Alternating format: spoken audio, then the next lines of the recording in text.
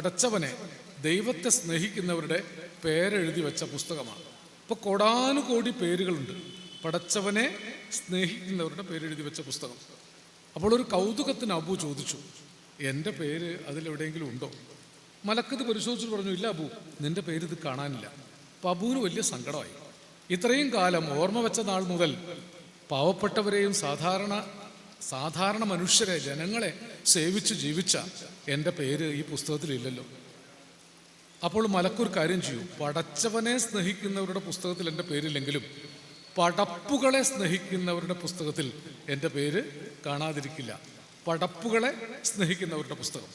പക്ഷെ നിർഭാഗ്യവശാൽ മലക്കിൻ്റെ കയ്യിൽ അങ്ങനൊരു പുസ്തകം ഉണ്ടായിരുന്നില്ല. 2 പുസ്തകമേ ഉള്ളൂ. ഒന്ന് പടച്ചവനെ സ്നേഹിക്കുന്നവരുടെ പേരെഴുതി വെച്ച പുസ്തകം. അതിൽ കോടാനുകോടി മനുഷ്യരുണ്ട്. അവരാണ് ദേവാലയങ്ങളിലൊക്കെ തിക്കിത്തിരക്കി നിൽക്കുന്നത്.